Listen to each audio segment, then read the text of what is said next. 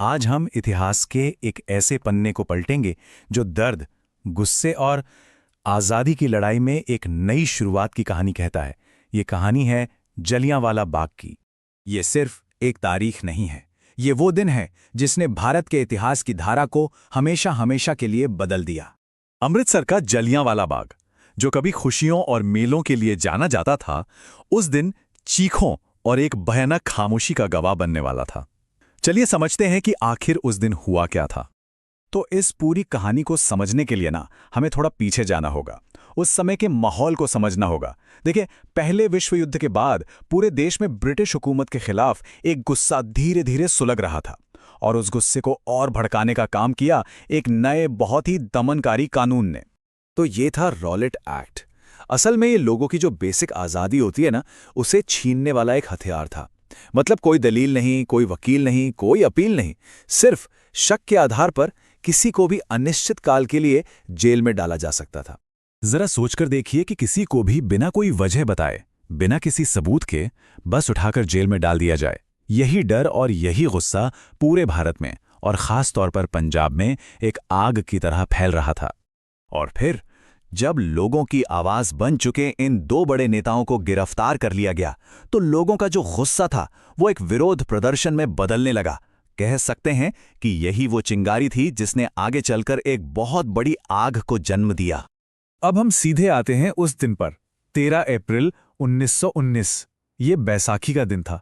आप जानते हैं, पंजाब का सबसे बड़ा त्योहार, फसल कटने की खुशी, मेले का माहौल।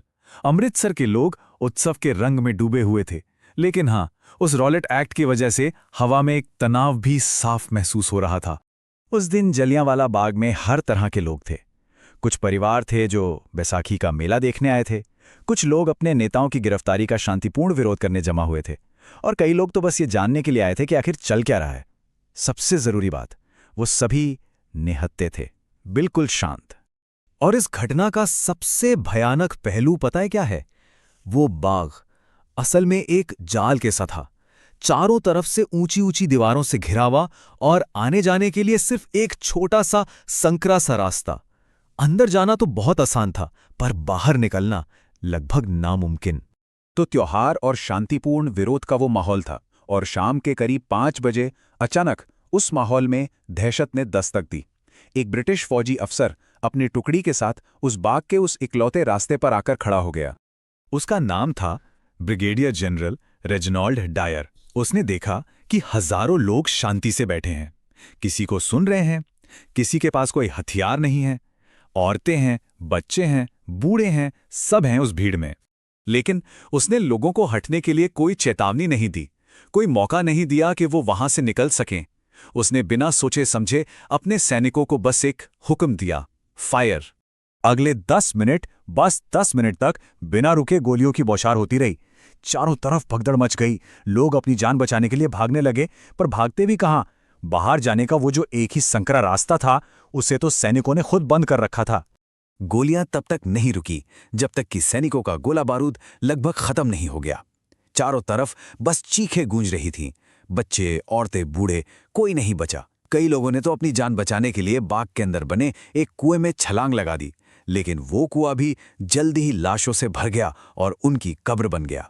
जब गोलियां रुकीं, तो बाग में एक भयानक, दिल दहला देने वाली खामोशी छा गई। जमीन पर सिर्फ खून था और लाशों के ढेर थे। और इस अमानवीय हरकत के बाद अंग्रेजों ने इसे सही ठहराने की बेशर्म कोशिश की। बाद में जब जनरल डायर से इस बारे में पूछा गया, तो उसका जवाब सुनकर इंसानियत भी कांप जाए। उसने कहा, मैं उन्हें एक सबक सिखाना चाहता था। सोचिए, निहत्थे लोगों पर गोलियां चलाना उसके लिए एक सबक था। डायर की इस सोच के बिल्कुल विपरीत इस नरसंहार के विरोध में गुरुदेव रविंद्रनाथ टैगोर ने अंग्रेजों से मिली नाइटहुड की उपाधि लौटा दी। उन्होंने वायसराय को लिखा कि ऐसी सरकार किसी सम्मान के लायक नहीं जो अपने ही निहत्थे लोगों पर इस तरह जुल्म करती हो। इस घटना ने पूरे देश में गुस्से की आग लगा दी। इसके सीधे असर के तौर पर महात्मा गांधी ने अपने असहयोग आंदोलन की शुरुआत की। बढ़ते दबाव को देखते हुए ब्रिटिश सरकार ने हंटर कमीशन नाम की एक जांच कमेटी बनाई, जिसने डायर को दोषी भी माना, लेकिन उसे कोई बड़ी सजा नहीं दी। उसे बस नौकरी से निकालकर वापस इंग्लैंड भेज दिया गया। एक तरह से न्याय का मजाक उड़ाया गया। डायर को सजा मिले या ना मिले, लेकिन भारत ने अपना सबक सीख लिया था। यह घटना एक ऐसा जख्म थी जिसे कभी भुलाया नहीं जा सकता था। उसी भीड़ में एक नौजवान था, नाम था ऊधम सिंह, जिसने इस नरसंहार को अपनी आंखों से देखा था। उन्होंने बदला लेने की कसम खाई और पूरे 21 साल बाद 1940 में उन्होंने लंदन जाके माइकल ओडवायर की हत्या कर दी। माइकल ओडवायर उस समय पंजाब का गवर्नर था, जिसने डायर की इस क्रूर कार्रवाई का समर्थन किया था। तो सबसे जरूरी बात यह है कि जलियांवाला बाग सिर्फ एक हत्याकांड नहीं था, ये आजादी की लड़ाई का एक बहुत बड़ा टर्निंग पॉइंट था। इस दिन के बाद देश के लोगों को यह साफ समझ आ गया था कि आजादी मांगने से नहीं मिलेगी, बल्कि उसके लिए संघर्ष करना पड़ेगा, लड़ना पड़ेगा। आज जलियांवाला बाग एक राष्ट्रीय स्मारक है। उसकी दीवारों पर आज भी गोलियों के निशान मौजूद हैं। वो कुआं आज भी उतनी ही खामोशी से वहां खड़ा है।